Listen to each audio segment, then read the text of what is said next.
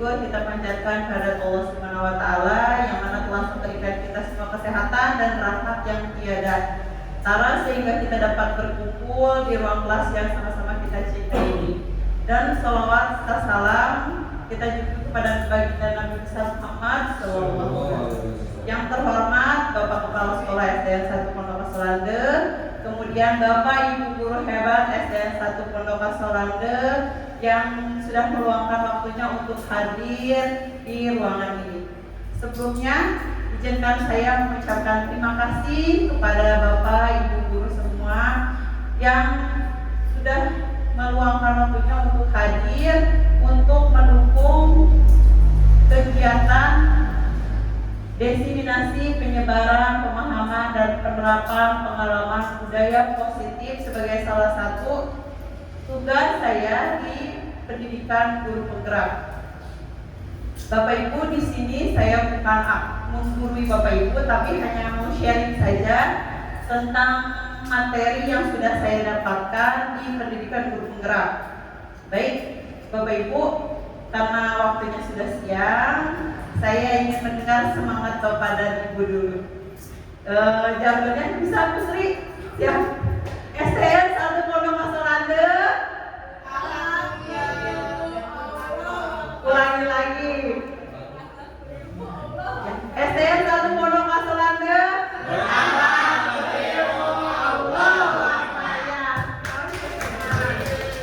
Ya, sebelum kita mulai ke materi, pada siang ini mari kita sama-sama mengucapkan basmalah. Bismillahirrahmanirrahim. Baik, Bapak Ibu, di sini saya akan membahas mengenai budaya positif. Sebelumnya, saya ingin bertanya kepada Bapak Ibu, apa yang terbesit dalam benak Bapak dan Ibu setelah mendengar kata budaya positif? Adakah yang bersedia memberikan pendapat? Bu Haji. Aturan, ya baik. Ada lagi? Pembiasaan positif. Berpikir positif. Berpikir positif. Oke, baik ya. Kira-kira apakah penerapan budaya positif ini penting atau tidak untuk diterapkan di sekolah? Penting. Ya, betul. Kenapa ya sangat penting diterapkan di sekolah? Agar terbiasa. Agar ya. Untuk menjadi siswa yang berakhlak. Ya, betul. Ada lagi Bapak? Agar siswa atau muridnya berkembang menjadi anak-anak yang kritis. Oh, ya, betul. Berarti sesuai dengan profil pelajar Pancasila ya Bapak Ibu. Ya, betul. Penting sekali untuk penerapan budaya positif di sekolah karena dengan memahami budaya positif ini dapat menumbuhkan motivasi intrinsik atau motivasi pada diri siswa, khususnya pada murid kita. Bukan hanya kita saja sebagai guru yang harus mengetahui tentang budaya positif, tetapi kita juga punya kewajiban untuk menyebarkan kepada warga sekolah, terutama peserta didik kita, terutama lagi kepada orang tua siswa, agar siswa di sekolah kita menjadi siswa yang bertanggung jawab, mempunyai budi pekerti luhur, dan juga tentunya siswa yang berakhlak mulia sesuai dengan filosofi Ki Hajar Dewantara dan juga untuk mewujudkan profil pelajar Pancasila. Baik, untuk mengefisienkan waktu, di sini saya akan membahas beberapa konsep inti dalam budaya positif. Yang pertama ada perubahan paradigma belajar, yang kedua disiplin positif, yang ketiga motivasi perilaku manusia, yang keempat kebutuhan dasar, yang kelima posisi kontrol restitusi, yang keenam keyakinan kelas, dan yang terakhir segitiga restitusi. Untuk pembahasan yang pertama yaitu pembelajaran dengan paradigma baru. Nah, sesuai dengan kurikulum yang sedang kita jalani hari ini, kita menggunakan kurikulum Merdeka, di mana kurikulum Merdeka itu menggunakan pembelajaran berdiferensiasi. Apakah Bapak Ibu pernah mendengar atau tahu pembelajaran yang berpusat pada siswa dan pembelajaran yang berpusat pada guru? Ya. Nah, sekarang saya mau tanya, Bapak dan Ibu di kelas menggunakan pembelajaran yang berpusat pada siswa atau berpusat pada guru?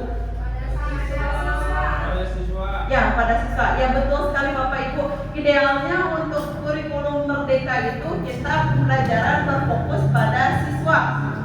Karena pembelajaran dengan paradigma baru ini merupakan pembelajaran yang dirancang berdasarkan prinsip pembelajaran berdiferensiasi, sehingga para peserta didik belajar sesuai kebutuhannya berdasarkan tahapan perkembangan sesuai teori psikologi modern untuk mewujudkan profil pelajar Pancasila.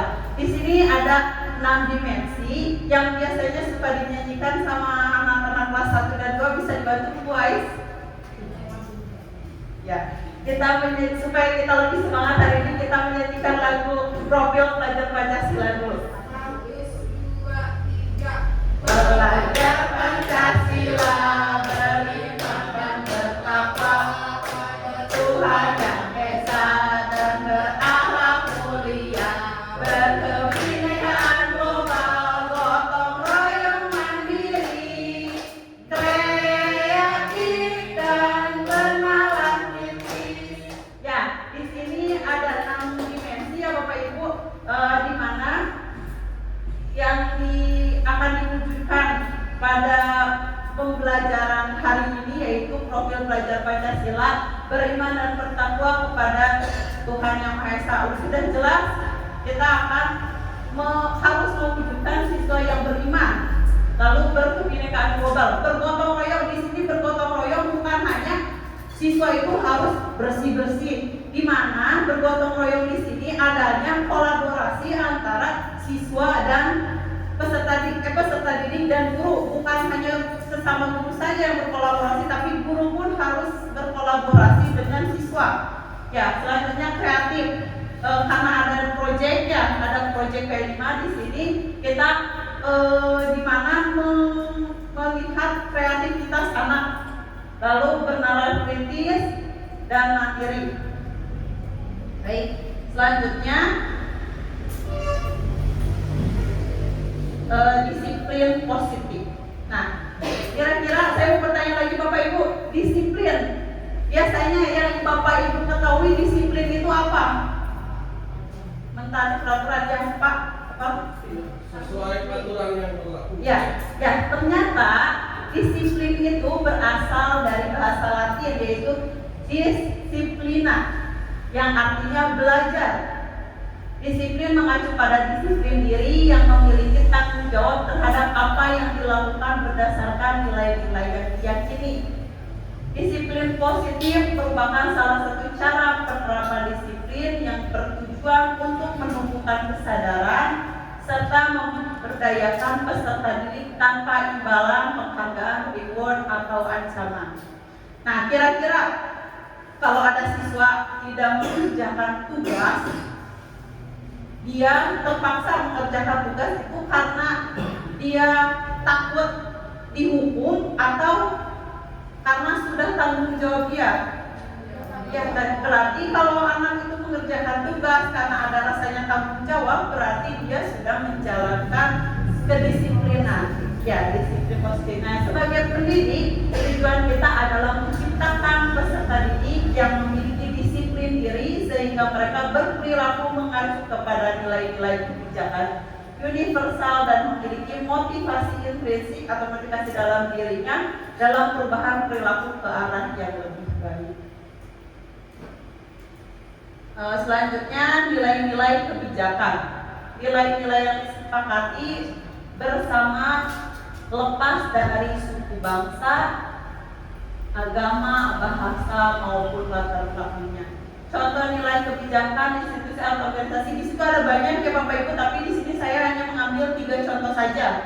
Yang pertama ada profil pelajar Pancasila, di mana yang tadi sudah saya jelaskan, yaitu beriman dan bertakwa pada Tuhan Yang Maha Esa dan berakhlak mulia, berkebinekaan global, gotong royong, mandiri, kreatif, dan bernalar kritis.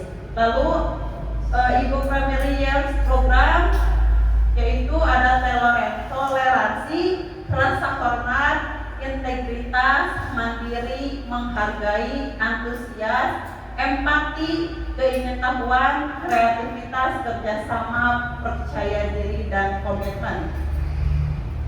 Selanjutnya, keterampilan hidup, ada dapat dipercaya, lurus hati, pendengar yang aktif, tidak merendahkan orang lain, dan memberikan yang terbaik dari diri. Nah, selanjutnya di sini ada kebutuhan dasar manusia, di mana setiap orang pasti memiliki kebutuhan. Kalau misalnya kebutuhannya tidak terpenuhi, kira-kira apa yang akan terjadi, Bapak Ibu? Ya ampun, tidak aktif ya. Gimana kalau kebutuhannya tidak terpenuhi itu? Kalau contohnya di kelas ya Bapak Ibu, biasanya ada anak, apalagi anak kelas 1, kelas 2 itu suka campur sama gurunya ya. Berarti itu ada kebutuhannya yang tidak terpenuhi di rumah. Jadi dia cari perhatian ke gurunya, berarti kebutuhannya ada yang tidak terpenuhi. Terus misalnya anaknya ke hotel ke temannya gitu, berarti ada sesuatu kebutuhan yang dia belum terpenuhi. Makanya kita jangan sampai tiba-tiba marahin anaknya, ditanya dulu kenapa gitu kan, dia pasti cerita. Nah, kebutuhan dasar manusia adalah segala sesuatu yang kita lakukan untuk mendapatkan apa yang kita inginkan. Seluruh tindakan yang kita lakukan memiliki tujuan tertentu, dan semua usaha terbaik yang kita lakukan adalah dalam rangka agar kebutuhan dasar kita terpenuhi dengan baik. Nah, di sini ada 5 kebutuhan dasar manusia, Bapak Ibu. Yang pertama, kebutuhan bertahan hidup, yaitu seperti makan, pakaian, tempat tinggal, keamanan, dan kesehatan. Lalu kebutuhan kasih sayang dan rasa diterima. Rasa diterima, dipedulikan, berbagi, kerjasama, menjadi bagian dalam kelompok. Selanjutnya, penguasaan, harga diri, keinginan untuk dianggap, memimpin, berprestasi, diakui, dan didengar. Selanjutnya, kebebasan, mandiri, memiliki pilihan, mencoba hal baru, mampu mengendalikan arah dirinya. Dan yang terakhir, kesenangan, bermain, humor, antusias, dan tertawa. Nah, misalnya di kelas ada anak yang bercanda, terus berarti dia kebutuhan dirinya, kebutuhan dasarnya belum terpenuhi untuk bermain. Biasanya itu anak yang di rumahnya selalu diatur sama orang tuanya, jadi dia berulang-ulang di sekolah seperti itu. Selanjutnya ada motivasi perilaku manusia, ada motivasi ekstrisik, berarti dari luar, ya, untuk menghindari ketidaknyamanan dan hukuman. Selanjutnya untuk mendapatkan imbalan atau penghargaan dari orang lain. Dan yang selanjutnya adalah motivasi intrinsik, untuk menjadi orang yang mereka inginkan dan menghargai diri sendiri dengan nilai-nilai yang mereka percaya. Nah, di sini ada beberapa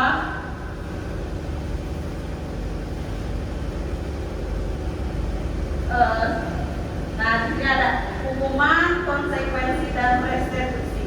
Kira-kira kita sebagai guru ada di posisi yang mana? Nah, kalau hukuman itu kan biasanya kalau anak berulah ya ada hukuman tiba-tiba. Itu kan tiba-tiba, kalau hukum anak mah tidak direncanakan.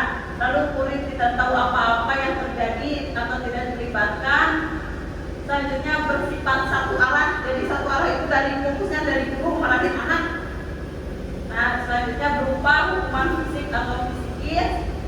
Dan yang kedua, konsekuensi. Konsekuensi itu berencana. Biasanya kan kita hukum anak direncanakan, kalau hukumannya harus ini. Itu adalah suatu konsekuensi rencana dan disepakati sesuai aturan. Murid tetap dibuat tidak nyaman. Sikap guru selalu memonitor murid. Dan terakhir, restitusi, proses menciptakan kondisi bagi murid untuk memperbaiki kesalahan. Proses sekolah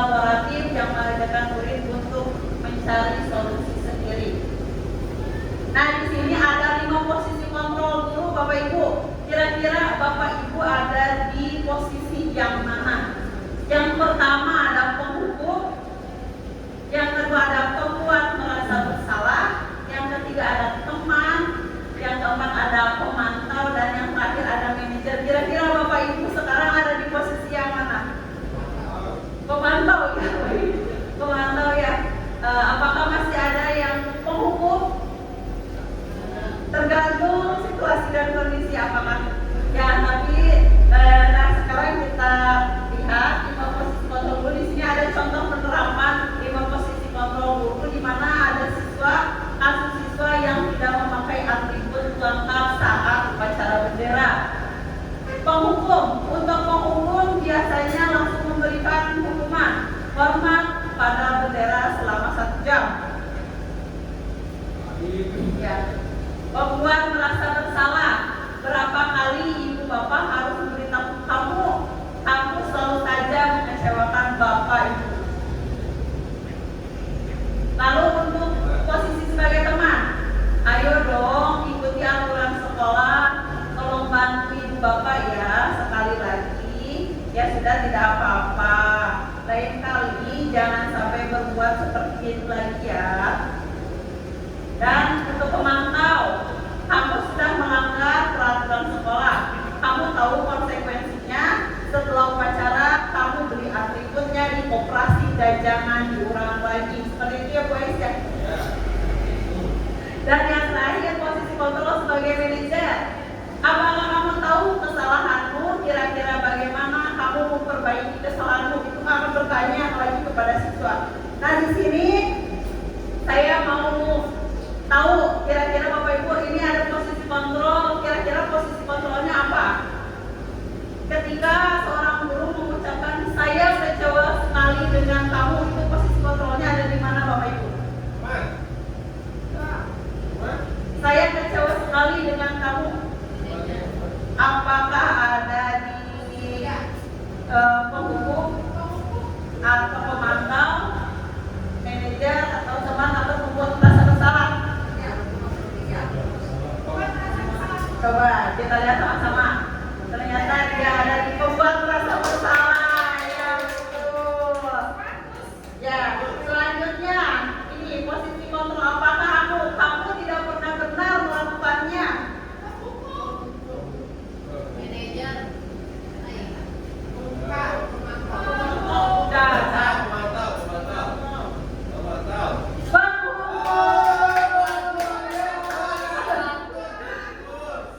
Selanjutnya, apa rencanamu untuk menyelesaikan masalah ini?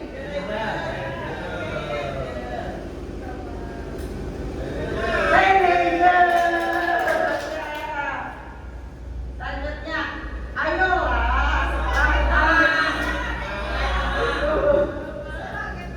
sebagai teman.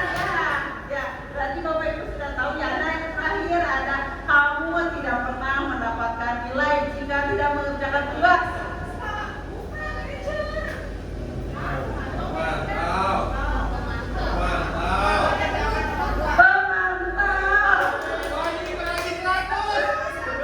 Ya, disitulah ada beberapa contoh posisi kontrol yang dimana idealnya kita sebagai guru memposisikan diri sebagai manajer, atau paling mudah untuk anak SD itu yang posisinya teman, jangan sampai apalagi sekarang semua serba bahaya yang jangan sampai ada di posisi kita sebagai penghukum seperti itu. Selanjutnya keyakinan kelas. Di sini saya tidak akan memaparkan apa itu keyakinan kelas, tetapi saya akan bertanya, kenapa keyakinan kelas? Mengapa bukan peraturan kelas? Adakah yang bisa berpendapat?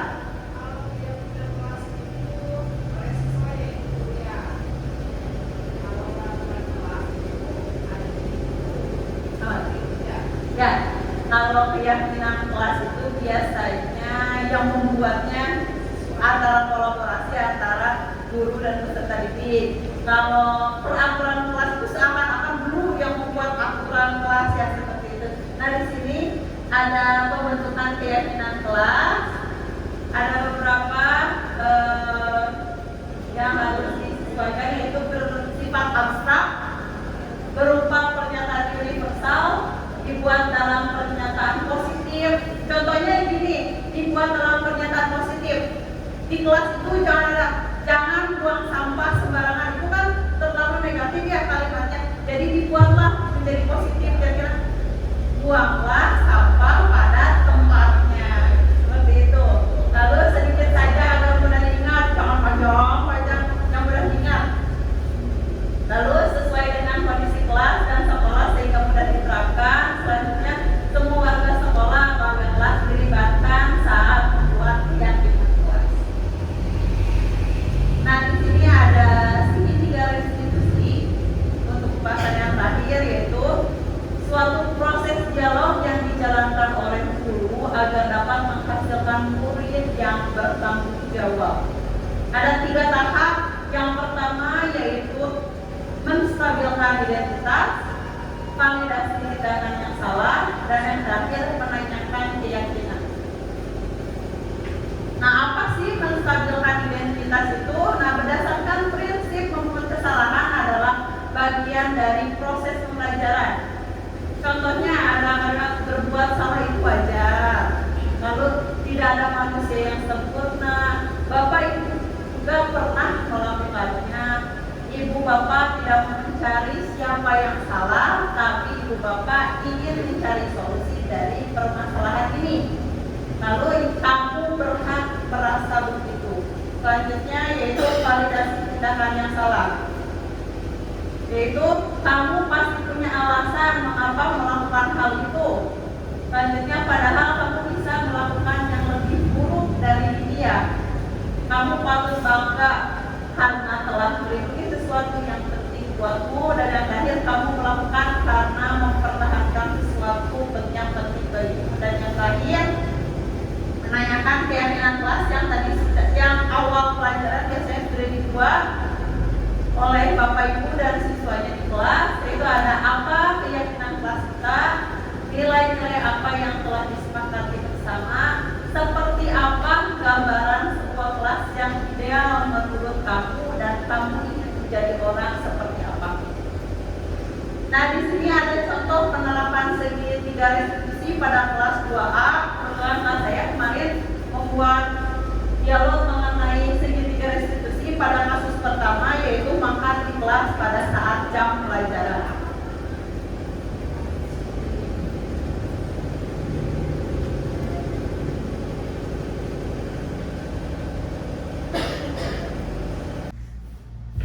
Pada saat jam pelajaran berlangsung, ada siswa yang terlihat makan sambil sembunyi. Sebagai seorang guru, saya harus menyelesaikan masalah tersebut dengan tahapan segitiga restitusi. Pak, sudah istirahat? Sudah. Sudah jajan? Sudah. Oke. Kira-kira Revan tahu nggak mengapa yang disebut pelajaran di sini? Karena tadi makan di kelas. Karena tadi makan di kelas pada saat jam pelajaran ya? Iya. Jika makan di kelas pada saat jam pelajaran itu perbuatan yang salah atau benar, Pak? Salah. Perbuatan yang salah. Ya, itu kan ya perbuatan yang salah. Nah, makan memang kebutuhan setiap manusia. Sama ibu guru juga, kalau lapar pasti makan. Tapi kita harus tahu kapan dan di mana kita makan. Nah, ibu guru mau tanya, kenapa Reva makan di kelas pada saat jam pelajaran? Soalnya tadi udah sarapan. Tadi nggak sarapan, kenapa nggak sarapan? Aku telat ke sekolah. Aku telat ke sekolah, namanya Reva sekolah dulu jam berapa? Jam 9. Jam 9. Nah, sekarang ibu guru mau nanya, Reva masih ingat nggak keyakinan kelas kita? Masih Bersikap, bersikap jujur, menghargai teman dan tidak makan waspada saat kirim pelajaran. iya. Jika tadi Reva makan di kelas pada saat jam pelajaran, apakah sudah sesuai dengan keyakinan kelas kita? Belum ya? Belum. Nah, di sini tidak akan memarahi Reva, tidak akan menyalahkan Reva. Ibu guru akan hanya akan memberikan solusi bagaimana mata Reva tidak makan di kelas ini.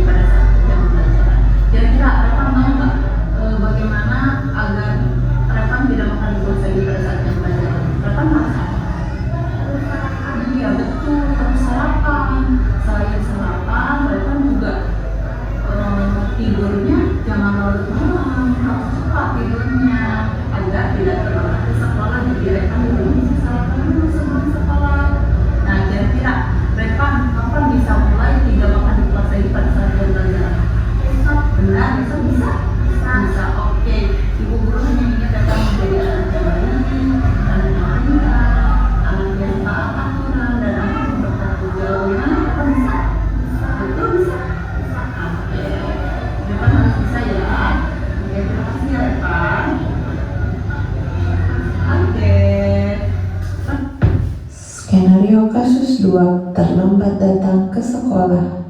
Pada pagi hari setelah bel sekolah sudah dibunyi dan guru sudah berada di ruang kelas, ada siswi yang datang terlambat.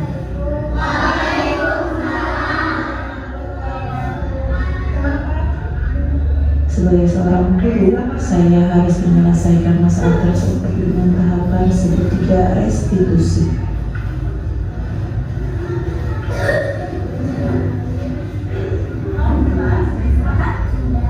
Sudah tidak? Kira kita tahu nggak kenapa yang dipakai laki-laki? Karena tadi kita datang terlambat. Nah, kalau datang terlambat ke sekolah itu ada kesalahan atau bukan?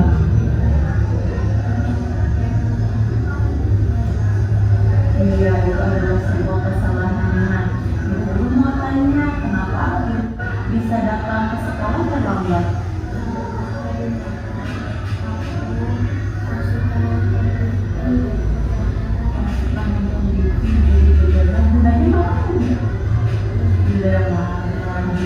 Nah, menonton TV itu boleh asik ya kalau nonton TV, tetapi kita bisa menonton TV terlalu lama itu akan menyebabkan diri kita sendiri. Contohnya ini Akila bisa datang terlambat karena mendadak menonton televisi ya. Nah, Akila masih ingat nggak keyakinan kelas kita? Masih apa?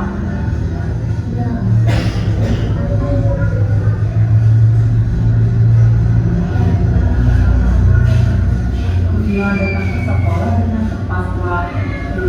Nah, kira-kira Akila datang terlambat ke sekolah itu sudah sesuai belum dengan keyakinan kelas kita? Tidak sesuai. Di sini ibu tidak akan mengerti Akila, ibu guru tidak akan menyalahkan Akila. Kita akan mencari solusi bersama. Bagaimana supaya Akila besok tidak terlambat lagi ke sekolah? Kira-kira harus bagaimana Akila?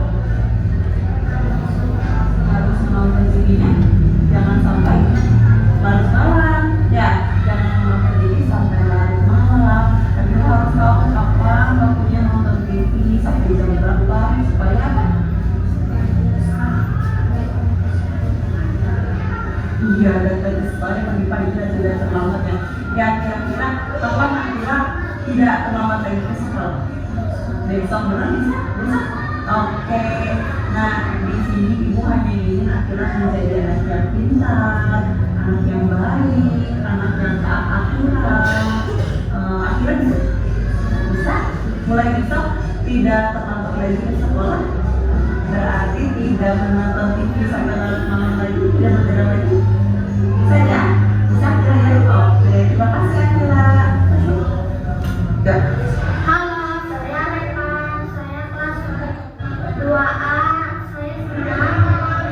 Dan saya terapkan di kelas 2A. Sekian pemaparan dari saya.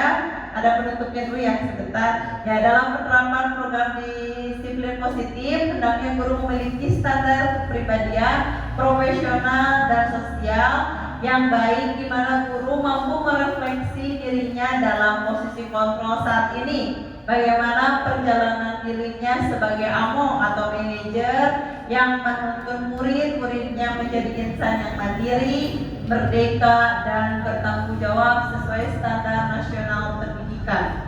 Baik, terima kasih. Sekian pemaparan dari saya. Semoga Bapak Ibu guru berkenan menerima sharing dari saya. Wassalamualaikum warahmatullahi wabarakatuh. Waalaikumsalam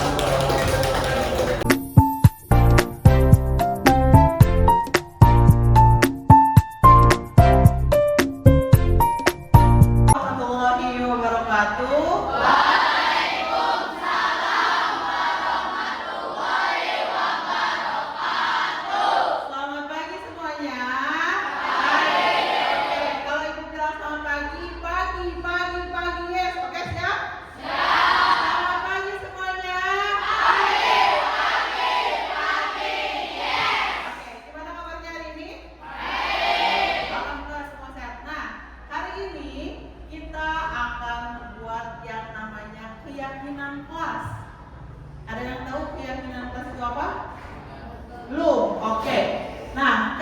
keyakinan kelas itu mirip-mirip seperti peraturan. Sama halnya seperti kita di sekolah ada peraturan sekolah, ya, tata tertib sekolah. Nah, sekarang di kelas juga kita harus memiliki keyakinan kelas. Ada yang tahu nggak kenapa namanya keyakinan kelas? Ada yang tahu? Namanya keyakinan kelas supaya kita bisa memiliki rasa tanggung jawab dan disiplin atas keyakinan-keyakinan yang sudah kita buat hari ini. Contohnya seperti ini. Untuk keyakinan kelas harus menggunakan kalimat positif. Misalnya, kelas kita supaya bersih harus bagaimana? Harus selain tiket apa lagi? Nah, ya sudah bersih, ada lagi? Membuang sampah di mana? Nah, untuk keyakinan kelas itu tidak boleh ada kata negatif. Misalnya kata negatif itu seperti dilarang, jangan, atau tidak boleh. Berarti kalau membuat keyakinan kelas itu jangan ada kalimat jangan membuang sampah sembarangan, tetapi kita ganti menjadi kalimat positif apa? Buanglah sampah pada tempatnya. Lalu misalnya membuat keyakinan kelas antar teman. Antar teman harus seperti apa? Saling apa? Hah? Saling menyayangi, ya. Kalimat positifnya berarti sesama teman harus saling menyayangi, bukan tidak boleh berantem sesama teman. Itu adalah kalimat negatif, berarti kita menggunakan kalimat positif. Hari ini kita akan membuat keyakinan kelas. Di sini ibu memiliki kertas kosong. Nanti kalian tulis apa saja yang ingin kalian yakini di kelas 6A. Nanti kita sepakati bersama-sama. Tulis dalam kertas ini, buat keyakinan kelas, buat aturan yang akan kita sepakati. Di sini setelah kalian tulis, nanti double tipnya dibuka di level positif, paham? Oke. Ibu akan membagikan satu orang satu. Tidak perlu diberi nama.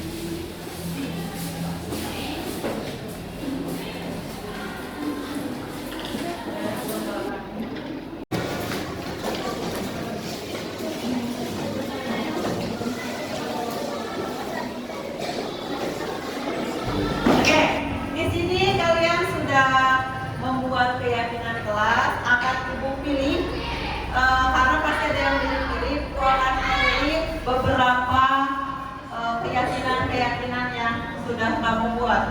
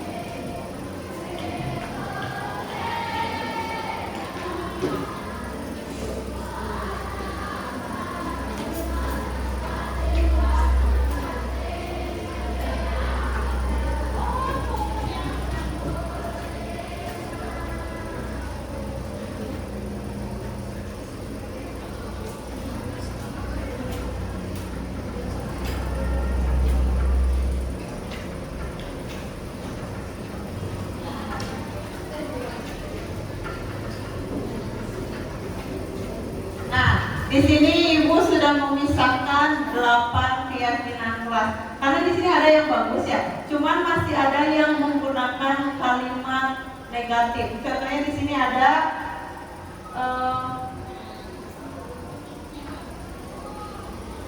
tidak boleh berkata kasar. Seharusnya kalimat positifnya apa? Tidak boleh berkata kasar, tadi sudah Ibu katakan. Menggunakan kalimat positif harusnya apa? Berkata yang lebih baik, betul ya, menggunakan kalimat positif. Ini hampir sama, hampir mirip semua, makanya Ibu pisahkan 8. Yang pertama yaitu buanglah sampah pada tempatnya. Lalu sesama teman kita harus saling tolong menolong, saling menghormati sesama teman dan menghargai, melaksanakan piket sesuai jadwalnya. Lalu ini sama, boleh makan di kelas jika belum sarapan. Apakah setuju semua? Setuju tidak? Tidak, berarti akan diganti ya. Berarti makannya harus di luar kelas sebelum masuk jam pelajaran. Simpanlah alat piket kepada tempatnya. Ini yang sudah sepakat 6 keyakinan kelas kita. Ada yang mau ditambahkan lagi? Ada yang mau ditambahkan lagi nggak? Boleh tidak kalau sedang mengerjakan tugas melihat ke temannya? Boleh tidak? Ibu tambahkan satu ya. Ibu akan tambahkan 1 keyakinan.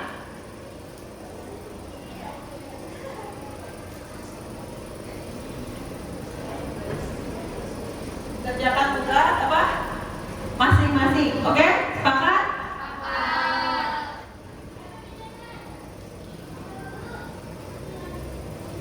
Oke, di sini kita memiliki 6 keyakinan kelas. Sepakat semuanya?